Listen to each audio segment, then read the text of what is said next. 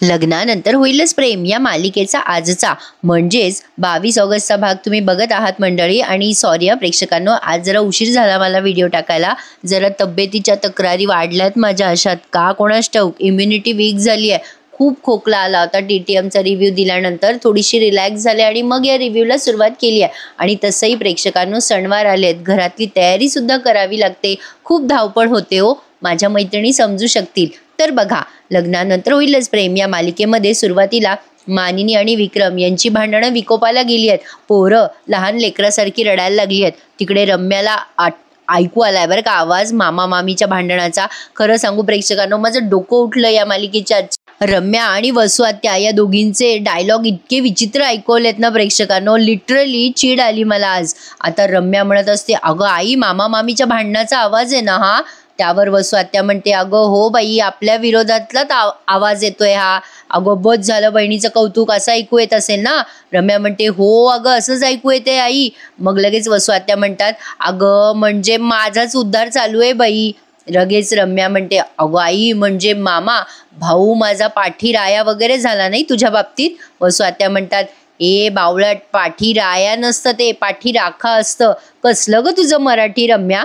रम्या म्हणते, तेच ते ग आई। वसू आत्या पुढे काय म्हणतात, अगो मला छान वाटतंय माहितीये का, म्हणजे बघ ना विक्रम असा पहाडासारखा उभा आहे माझ्या पाठीशी असं वाटायला लागलंय। मला काय वाटतंय माहितीये का, रक्षाबंधनाला जी ओवाळणी मागितली ना मी, त्याचं फळ आहे। प्रेक्षकांनो, एवढी वयस्कर बाई आहे ही, इतकी वयस्कर बहीण आहे एका भावाची, म्हणजे हिच्या भावाचे आणि भावाच्या बायकोचे भांडणं होत आहेत, हे तिला फार भारी वाटतंय। काय दाखवलंय प्रेक्षकांनो, घरोघर अशा बहिणी असल्या तर सगळेचे सगळे घर बर्बाद होऊन रस्त्यावर येतील बरं का। असो, पण नंदिनी आणि काव्यासारख्या सुनाई असतात ना घरामध्ये, त्यामुळे अशा आत्यांची पळतबोई थोडी होते, हे मात्र खरं आहे। आता या वसू आत्या सांगतात रम्याला, अगं रक्षाबंधनाच्या वेळेला मी विक्रमला घोळ्यात घेतलं, त्याच्याकडनं ओवाळणी मागून घेतली मी की तू माझ्यावर विश्वास ठेवशील। आता रम्या म्हणते, वा आई वा, मस्त, तू तर भारीच निघालीस हं। वसू आत्या म्हणतात, अगं माझा भाऊ भोळा आहे, बिचारा आहे, अगं तो कोणाच्या बाबतीत वाईट विचार करूच शकत नाही ग। रम्या म्हणते, हो हो बरोबर आहे, मामा खूप भोळा आहे। मग वसू आत्या म्हणतात, त्याच्या या स्वभावामुळे मी आपला बिझनेस आणि घर सोपवलंय बरं का त्याच्यावर। त्याच्या स्वभावाचा मी अनेकदा फायदा करून घेतलाय। अगं या वेळेला जरा जास्ती करून घेतलाय एवढंच। मी त्याच्याकडनं ओवाळणी मागितली ना रक्षाबंधनाला, त्यामुळे त्याला विश्वास बसलाय ग की मी नंदिनीला किडनॅप करू शकत नाही। रम्या म्हणते, आई मामा आपल्या बाजूने म्हटल्यावर आपण अर्धा डाव जिंकलो। वसू आत्या म्हणते, अगं पण मला असं वाटलं होतं तो पार्थ पण माझ्या बाजूने असेल, पण तो नंदिनीच्या बाजूने झुकला ग। त्यावर रम्या म्हणते, झुकू दे ग त्याला, जिकडे झुकायचंय तिकडे, मामा आपल्या बाजूने असणं महत्वाचं आहे। मामा आहे ना आपल्या बाजूने, मग झालं तर। अगं ही बाकीची मंडळी तोकडी आहेत ग त्याच्या समोर। तुला सांगते आई, एक गोष्ट मला अजिबात आवडलेली नाहीये, अगं मामाने त्या नंदिनीला घराबाहेर काढायला पाहिजे होतं ना। लगेच वसू आत्या म्हणतात, अगं विक्रम असं सहजासहजी कोणाशी नातं नाही तोडणार एवढ्या लवकर। आता त्याने नंदिनीला घराबाहेर जरी काढलं नसेल ना, तरी तो नंदिनीशी पूर्वीसारखं नाही वागणार।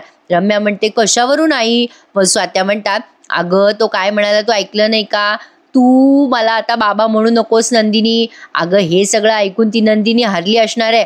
रम्या म्हणते, अगं तुला सांगते यावेळेला तुझा प्लॅन सॉलिड होता। मग आता या दोघी जणी म्हणतात, चला चला आता खाली जाऊन आपले अश्रू पेट्रोल सारखे टाकू भांडणात। काही दाखवला प्रेक्षकांनो, माझा खोकला एवढा वाढला होता बघा एपिसोड पाहून आज, काय सांगू तुम्हाला। आता इथून पुढे बघा जरा भांडणं झालेत, थोडे मजेशीर पद्धतीने सांगायचा प्रयत्न करते, मजा येईल तुम्हाला ऐकायला। बघा आता या दोघी खाली जातात, वसू आत्या जातात, अगो मानिनी काय झालं बाई भांडायला। मानिनी ताई म्हणतात, तुम्ही विचारताय का ताई इथे येऊन आम्ही का भांडताय, जो नवरा माझ्यावर कायम प्रेम करायचा, माझ्याशी प्रेमाने बोलायचा, तो का भांडतोय आज माझ्यासोबत, तुमच्यामुळे भांडणं होत आहेत। लगेच वसू आत्या पाया पडायला लागतात। लगे या विक्रमला त्यांच्या बहिणीचा मानपान आठवतो। विक्रम म्हणतात, ए मानिनी तोंड सांभाळून बोल माझ्या बहिणीशी, माझं मी खायला घेतलं होतं ना, ही कशाला आली नंदिनी पोहे घेऊन। आता लगेच वसू आत्या म्हणतात, बाई भांडू नका, विक्रम मानिनी भांडू नका, पाया पडते मी, नका भांडू। आता मानिनी ताई खूप चिडतात आणि म्हणतात, बाई केवढा भोळेपणाचा आव आणताय हो तुम्ही, हे जे सोंग पांघरले ना तुम्ही त्यालाच भुललेत माझे विक्रम, हे सोंग आहे ना ते तुमचं बाहेर पडणार आहे। विक्रम सोडले ना तर या घरात कोणाचाही तुमच्यावर काडी मात्र विश्वास नाहीये। त्यावर लगेच वसू आत्या म्हणतात नका ठेवू विश्वास, माझी काही जबरदस्ती नाहीये. भरल्या घरामध्ये कशाला भांडताय बाई, का भांडताय? आता लगेच विक्रम म्हणतात जाऊ दे ताई, तू कशाला बोलतेस? अगं तू बोलली तर हे पोरं तुझा अपमान करतील, जाऊ दे ताई, तू काहीच बोल नको. नंदिनीला ते म्हणतात तुला शेवटचं सांगतोय मी, तू माझ्या जवळपास फिरकायचं नाही, तू आणि तुझी सासू. आता ते जास्ती झालं ना मानिनी ताईंना. त्या म्हणतात मी कशाला येऊ तुमच्या जवळ, आता तुमच्या जवळ यायची गरजच नाही मला. जाय तिकडे काव्या, माझं सामान घेऊन ये माझ्या खोलीतून, मी तुझ्या खोलीत राहते, जा माझं सामान घेऊन या. शेवटी ते जीवा, काव्या, नंदिनी सगळे रडायला लागतात. नंदिनी म्हणते आई तुमच्या पाया पडते मी, असं नका करू. आता या मानिनी ते इतक्या मोठ्याने ओरडतात, बिचारा त्यांचं बीपी बूस्ट होऊन जातं. त्या म्हणतात नंदिनी कशाला पाया पडते कोणाच्या, नको पाया पडू बाई, काही फरक नाही पडणार कोणाला इथे. आता कोणी माझ्याशी बोल नका, माझ्याशी कोणी बोल नका. या एवढ्या प्रेक्षकांना एवढ्या मोठ्या मोठ्याने आरडाओरडा करायला लागतात, त्यांना येते चक्कर, दम लागतो. आता त्या लगेच बेशुद्ध होऊन तिथे पडतात. त्यांना ग्लानी येते, अरे बाप केवढ्या मोठ्या मोठ्याने ओरडतायत त्या. मी थोडंसं बोलायला लागले की एवढा माझा घसा सेन्सिटिव्ह झालाय ना की मला त्रास व्हायला लागतो. या मानिनी ताई तर बिचारा किती कालपासून ओरडतायत. आता ती नंदिनी जायला लागते मानिनी ताईंच्या मागे, तेव्हा हे विक्रम बदला पूर्ण करतात. मानिनी ताईंनी नाही का त्या ह्याच्या वेळेला सांगितलं होतं जीवाच्या वेळेला नंदिनीला आत येऊ नको, तसं ते विक्रम म्हणतात आत येऊ नको ग नंदिनी, बिलकुल तू तिच्या जवळपास फिरकू नको, आणि निघून जातात. आता रम्या पहा प्रेक्षकांनो लिटरली हसतीये तिथे उभं राहून. या बहिणी रडतायत आणि रम्या हसते काय, विचित्र चाळे काय करते. आता अशा वेळेला यांनी खरं तर हिची रेकॉर्डिंग करायला पाहिजे ना, एवढा मोठा हातामध्ये शस्त्र आहे मोबाईलचं, ते वापरायचं ना. बरं हाईट म्हणजे या बहिणी तिथून निघून जात असतात बरं का, तेव्हा ही रम्या अक्षरशः शिट्टी मारते. आता त्या काव्याला वाटतं सणकन कानाखाली हाणावी या रम्याच्या. रम्या तिला ॲटिट्यूड देते बरं का. आता तरी सुद्धा नंदिनी तिला थांबवते आणि म्हणते चल काव्या आपण आज जाऊ. पण ही रम्या त्या दोघींना उगाच काय म्हणता येईल बघा डिवसते आणि म्हणते आता चाललात रूम मध्ये, थोडेच दिवसात हे घर सोडून जाताल तुम्ही दोघी बहिणी. तरी पण नंदिनी तिच्याकडे दुर्लक्ष करते आणि काव्यालाही खुणवते, जाऊ दे बावळटे ग, नको लक्ष देऊ, आपण मालिकेच्या पात्रांबद्दल बोलतोय बरं का. आणि नंदिनी आता आज जाते रूम मध्ये, पण इकडे रम्या मोठ्याने ओरडत असते हे आमचं घर आहे, इथे आमचंच राज्य चालणार. तर असो, आता आतमध्ये खोलीत गेल्यावर काव्या चिडचिड करत असते, काय ग ताई, अगं तुम्हाला का थांबवलं, अगं ती रम्या कशी शिट्टी वाजवत होती, तुम्हाला का थांबवलं, मी कानाखाली वाजवली असती ना. नंदिनी म्हणते शांत हो काव्या, नको चिडचिड करू, मंजू आत्याचा राग शांत करण्यासाठी जे केलं ते कर बरं, उलटे आकडे मोज. आणि नंदिनी उलटे आकडे मोजून काव्याचा राग शांत करायचा प्रयत्न करते. पण काव्या म्हणते अगं ताई तुला जमतं शांत राहणं, मला नाही जमत, किती चुकीचं वागतायत त्या तुझ्याशी, हे बघ माझ्यासारख्या माणसांची गरज आहे त्यांना सरळ करण्यासाठी. आता नंदिनी म्हणते बरोबर आहे तुझं बेटा, मला तुझी खूप गरज आहे, फक्त ऍक्शन तुझी आणि पद्धत माझी. काव्या म्हणते म्हणजे काय म्हणायचंय तुला ताई का. आता नंदिनी म्हणते अगं मागे तुला आठवतं ना आई आपल्यावर रागवली होती तेव्हा आपण काय केलं होतं, म्हणजे बघ आई खूप रागवल्या होत्या, त्यांनी मला जीवाच्या खोलीत जाण्यासाठी मनाई केली होती. आज आई किती चिडल्या, भांडता भांडता भोळ आली ग त्यांना. अगं माझं चुकलंय, आता ना बाबा त्यांच्या रूम मध्ये मला जाऊ देणार. काव्या बरोबर बोलली बर का. ती म्हणते ताई यावरनं एकच गोष्ट सिद्ध होते, सगळे देशमुख ना क्रॅकपोट आहेत, म्हणजे क्रॅक जॅकेट असं तिला म्हणायचंय. आता नंदिनी म्हणते काव्या शांत हो, अगं यावरून एकच गोष्ट सिद्ध होतीये, अशा वेळेला माणूस बदलला ना की शांततेच्या मार्गाने आपण लढायचं. हे बघ तू माझं फक्त एकच काम कर, माझं बघ मी तुला मागे सांगितलं होतं ना की गुरुपौर्णिमेच्या वेळेला घरात शांतता हवी असेल तर तू नंदिनी हो, तसं तू आता नंदिनी हो. आईचा सपोर्ट जर मिळवायचा असेल तर तुला नंदिनी व्हावं लागेल, आणि बाबा काही मला त्यांच्या जवळ जाऊ देणार नाही, त्यामुळे आता तू नंदिनी होऊन आईंची काळजी घे. आता या नंदिनीने काव्यावर जबाबदारी सोपवली आहे. खरं तर काव्यासाठी हे अशक्य आहे, पण तरी बिचारी प्रयत्न करते. ती म्हणते बरं दरवेळेला मीच नंदिनी व्हायचं ना ताई, पण आता मला कधीतरी तुला काव्या व्हावं असं म्हणा वाटतं ग. नंदिनी म्हणते हो अशी वेळ येणारच आहे, मी लवकरच काव्या होणार आहे, पण बेटा आता सध्या तुला नंदिनी व्हायची गरज आहे. आता ही काव्या म्हणते बरं बरं कळलं मला, नंदिनी होऊन मला काय काय करायचंय मला कळलंय, मी प्रयत्न करते. नंदिनी म्हणते शहाणी ग माझी बायती. काव्या आपण दोघी मिळून आता हे जे काही बिघडलंय ना ते नीट करू शकतो, हे बघ देणार ना तू मला साथ. मग काव्या म्हणते हो ताई मी देईल साथ. आता नंदिनीला शांतीत क्रांती करायची आहे, पण काव्याला क्रांतीत डायरेक्ट क्रांती करायची आहे. असतो एकेकाचा स्वभाव. मला काव्याची स्टाईल आवडते बाबा. तर बघा आता या दोघींनी ठरवलंय काय काय करायचंय ते. पुढच्या सीन मध्ये बघा काय दाखवलंय. या वसवात्या पहा एवढ्या मगरीचे आसू काढतात, काय ऍक्शन रिॲक्शन. एक मात्र आहे प्रेक्षकांनो, शेवटी बाईच बाईला ओळखू शकते हे पण तितकं खरं आहे बरं का. आता हे विक्रमला वाटतं काय बाई आपली बहीण आहे किती चांगली आहे, पण मानिनी ताईंना माहिती आहे त्यांच्या नंदेच्या काय काय खोडी आहेत. बघा ना मंडळी, नात्याचा फरक असतो. आता विक्रम हे भाऊ म्हणून बघतात, आता मानिनी ताई सून म्हणूनही बघतात, एक स्त्री म्हणूनही बघतात. शेवटी त्यांना सगळ्यांची बाजू सावरायची आहे ना. प्रत्येकाच्या जागा प्रत्येकाचं नातं हे ठरलेलं आहे, त्यामुळे प्रत्येकाचा दृष्टिकोन पण ठरलेला आहे ना. विक्रम एक भाऊ म्हणून बघतात त्यांच्या बहिणीकडे आणि मानिनी ताई स्त्री म्हणून बघतात आणि त्यांच्या सुनेची रक्षा करतायत त्या. म्हणजे आता एक्झॅक्टली मला पण शब्द सुचत नाहीये. आता माझ्या भावना तुमच्यापर्यंत पोहोचल्या असतीलच. आता बघा या वसवात्या मानिनी बाई खाऊन घेते का काही, तू काही खाल्लेलं नाही सकाळचं. आता त्या ढोंगी ढोंगी बोलतायत हे या मानिनी ताईंना माहिती आहे. वसवात्या म्हणतात बाई ज्यूस आणू का तुला मी, माझ्यावरचा राग अन्नावर नको काढू बाई, आणू का तुला ज्यूस. आता त्यांना विक्रमला वाटतं बाई आपली बहीण किती काळजी करते. ते लगेच म्हणतात काय ग मानिनी, अगं ताई केव्हाची बोलते तुझ्याशी, तू रिॲक्ट पण करत नाही, याला काही अर्थ आहे का. तू बोल ताईशी, ती किती काळजी करते तुझी. आता लगेच या वसवात्या म्हणतात थांब विक्रम मी ज्यूस आणते बाबा तिच्यासाठी. आता लगेच विक्रम म्हणतात नको ताई तू काही बोल नको बरं तिच्याशी, जाऊ दे सोडू, तू जाय बरं ताई, तू आराम कर, घरच्यांच्या बालिश बडबडीमुळे भांडणामुळे तू थकली असेल. आता त्या वसवात्याचा थकायचा काय संबंध आहे, त्या मजा घेऊ लागल्या मस्त. पण आता त्या विक्रमला वाटतं बाई आपली बहीण थकली. कोणत्या अँगलनी थकल्यासारख्या वाटतात बरं प्रेक्षकांना. आवाज बसल्यामुळे हसता पण येईना हो मला. असो आता होतीये मी रिकवर, काळजी घेते मी स्वतःची. काय आहे ना प्रेक्षकांनो, थोडी इम्युनिटी कमी झाली आहे, व्यायामाचा अभाव आहे ना त्यामुळे. आता इकडे बघा या वसवात्या पुन्हा मानिनी करतात, पण आता या मानिनी ताई त्यांचा हात झटकून देतात. मग वसवात्या म्हणतात बाई विचार नको करू आणि निघून जातात. आता ते विक्रम बघा त्यांना काळजी वाटते बायकोची. ते म्हणतात हे घे हे पाणी पी. आता त्या मानिनी ताई नाही पित पाणी. विक्रम म्हणतात ए मानिनी वसुताईशी एक शब्दही नाही बोलली तू, माझ्याशी बोलशील का. हे पोहे आणले ते खाऊन घे बरं. आता ते नंदिनीने केलेले पोहे बरं का. मानिनी ताई म्हणतात तुम्ही रिजेक्ट केलेले पोहे देताय का मला. विक्रम म्हणतात माझं सोड, दाणे घातलेले पोहे आहेत ना ते खाऊन घे. मानिनी ताई म्हणतात ज्याच्यासाठी दाणे घालून पोहे केले तो मलाच सांगतोय दाणे घातलेले पोहे आहेत म्हणून. नंदिनीने ते पोहे तुमच्यासाठी आणि जीवासाठी केले होते, दाणे घालून भरपूर. मला दाणे घातलेले पोहे आवडत नाही. विक्रम म्हणतात बरं बाई दाणे वेचून देतो तुला, मग तर खाशील पोहे. त्यावर आता या मानिनी ताई म्हणतात मला असे बेचव पोहे नको आहेत. आता ते विक्रम लगेच म्हणतात बेचव कशाला, किती छान झालेत, प्रेमाने केलेत ना नंदिनीने ते पोहे. आता लगेच ते खटकतात स्वतःलाच, अरे आपण असं काय बोलून गेलो. मग मानिनी ताई म्हणतात वा वा. मानिनी ताई म्हणतात तुमचं मन पण मानत नाहीये ना. जी नंदिनी साधी पोह्याची चव बिघडू देत नाही ती नात्यांची चव कशी बिघडू दिलो. काय हो विक्रम तुमचा पण विश्वास बसत नाहीये ना या गोष्टींवर. विक्रम म्हणतात जाऊ दे बरं, आता मला या विषयावर बोलायचं नाहीये. तू जेवतेस का मी भरवू तुला.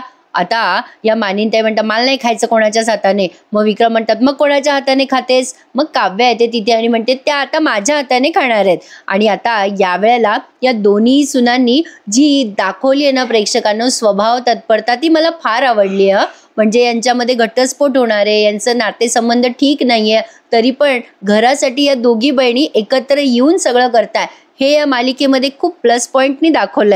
नंदिनी आता तिच्या खोलीत जरा सॅड झालेली आहे आणि नेहमीप्रमाणे जीवा तिथे आलाय.